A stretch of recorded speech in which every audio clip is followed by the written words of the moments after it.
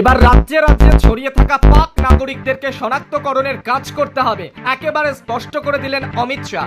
কেন্দ্রীয় স্বরাষ্ট্রমন্ত্রী অমিত শাহ স্পষ্ট করে দেশের মুখ্যমন্ত্রীদের সঙ্গে একেবারে কথা বলেছেন তিনি এবং স্পষ্ট করে জানিয়ে দিয়েছেন মুখ্যমন্ত্রীদেরকে যে রাজ্যে রাজ্যে ছড়িয়ে থাকা পাক নাগরিকদেরকে শনাক্তকরণ করতে হবে এবং তারপর তাদেরকে পাকিস্তানে পাঠিয়ে দেওয়ার ব্যবস্থা করতে হবে।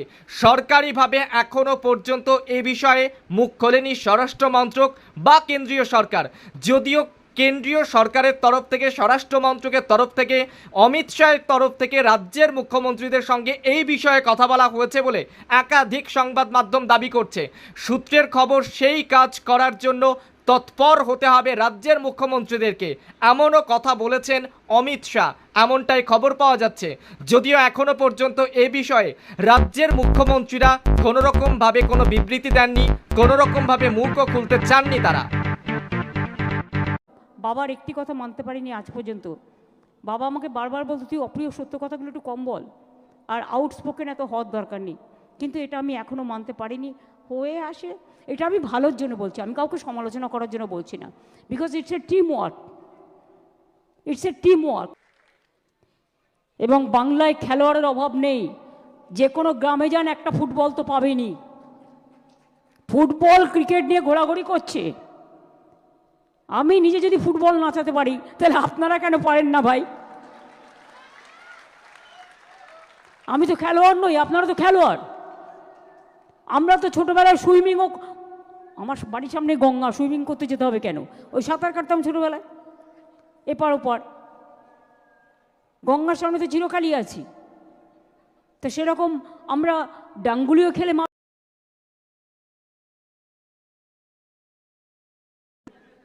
পিট্টুও খেলেছি, আমরা কবাডিও খেলেছি, স্কিপিং যেটা আমরা লাফানো দড়ি দিয়ে, সব খেলাই করেছি টুকটাক। বলে গদি খেলা কী সব বলতো, ব্যাডমিন্টন টুকটাক করি, ও বছরে একবার একদিন খেলি, তাতেও আপনাদের আমি কম্পিটিশনে নিয়ে আসবো। বছরে একদিন খেলি। বাট বিশ্ব এখানে আছে আমার পার্টনার, কখনো কখনো দ্বিবেদী স্বরূপও আমার পার্টনার হয়ে যায়, কিন্তু আমরা বছর হয়তো একদিন দুদিন চান্স পাই, কারণ আমাদের টাইম হয় না। সুতরাং চেষ্টা, ইন্দ্রনীলও খেলে, বাট ইন্দ্রনীল খুব বেশি ভালো খেলে না, বিশ্ব বেশি ভালো খেলে। কিন্তু বিশ্ব চালু আছে, ছোটো ছোটো বল দেয় যাতে আমি আউট হয়ে যাই আর কি। ও জানে যে আমি অতবার মার খেয়েছি, আমার কোমরে চোট আছে, তাই নিয়ে আমায় করতে হয়। তার সত্ত্বেও চালাকি করে, আর আমি জানি ও কোন সিস্টেমে খেলে। সুতরাং এগুলো সহজাত প্রবৃত্তি, সাইকোলজিতে যেটা বলে, এগুলো তৈরি হয়ে যায়। অনেক কিছু মানুষ করতে করতে শিখে যায়, নতুন করে শিখতে হয় না। যাই হোক, যদি কাউকে কোনো ভুল কথা বলে থাকি, আমি ক্ষমা চেয়ে নিচ্ছি। আমি কাউকে কিন্তু দুঃখ দেওয়ার জন্য নয়, আঘাত দেওয়ার জন্য নয়, কিন্তু লড়াইটাকে লড়াইয়ের মতো করে করতে হবে। মনে রাখবেন, কেউ কেউ বড় বড় কথা বলতে পারে, বাবল বাবল বক বক বকম বকুম পায়রা, একটা গান গেয়েছিল না সন্ধ্যাদি, বকতে পারে কিন্তু তারা করতে পারে না। আপনাকে করতে হবে, আপনাকে করে দেখাতে হবে। আমার দৃঢ় বিশ্বাস আপনাদের জয় হবে একদিন। সেই বিশ্বাস নিয়ে মাঠে নামতে হবে, এবং তখন দেখবেন অনেক লোক ঘুরঘুর করছে আপনাদের সাহায্য করবে বলে, কিন্তু প্রথম দিন যে মানুষটা থাকে তাকে কখনো ভুলতে নেই, এটা মনে রাখতে হবে। যাই হোক, আজকে আপনাদের শুভ দিন। এই কথাগুলো আমি নাও বললে পারতাম, কি দরকার ছিল, মাঝে মাঝে বলে ফেলি, কারণ আমি বাবার একটি কথা মানতে পারিনি আজ পর্যন্ত। বাবা আমাকে বারবার বলতো, তুই অপ্রিয় সত্য কথাগুলো একটু কম বল, আর আউটস্পোকেন এত হওয়ার দরকার নেই। কিন্তু এটা আমি এখনও মানতে পারিনি। হয়ে আসে, এটা আমি ভালোর জন্য বলছি, আমি কাউকে সমালোচনা করার জন্য বলছি না।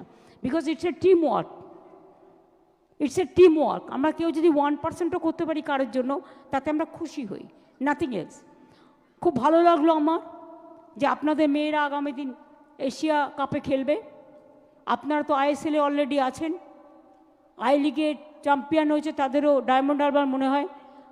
ওরা দেখুন কত চালু, এমন খেলোয়াড় নিয়েছে যে 2-3 বছরের মধ্যে আই লিগ চ্যাম্পিয়ন হয়ে গেছে। বুঝুন, বুদ্ধিটা খরচ করতে হবে।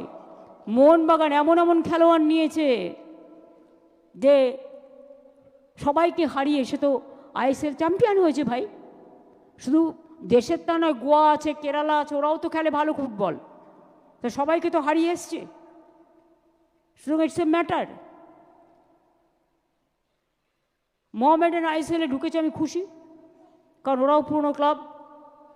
আমি সবাইকে, গৌতম দাকে বিশেষ করে আজকে একটা ইতিহাস সৃষ্টি করার জন্য, ইতিহাস উপহার দেওয়ার জন্য আমার অন্তরের শ্রদ্ধার্ঘ্য নিবেদন করছি আপনাকে, আপনার টিমকে, সৃজিতকে, টিমকে এবং সবাইকে।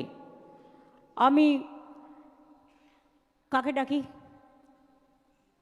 Captain of east Bengal club, মহিলা ক্যাপ্টেন না ছেলে ক্যাপ্টেন? না, আমি ক্লাবের হাতে। ক্লাবের থেকে কে আসবেন? একজন আসুন। প্রেসিডেন্ট সেক্রেটারি আসুক। আমি খুব ক্ষুদ্র জিনিস, দিদি খুব ক্ষুদ্র জিনিস ছাড়া বড় জিনিস দিতে পারে না। মেয়েরা এত ভালো জিতেছে, আমি 50 লাখ টাকা দিয়ে গেলাম। এটা ক্লাবের ক্ষেত্রে ব্যবহৃত হলে ভালো হবে। Thank you. অসামান্য একটা মুখ্যমন্ত্রীর অসামান্য উপহার মহিলা ফুটবল দলের জন্য। এবং এই বক্তৃতা আমার মনে হয় আজকে হলে যারা আছেন রবীন্দ্র সদনে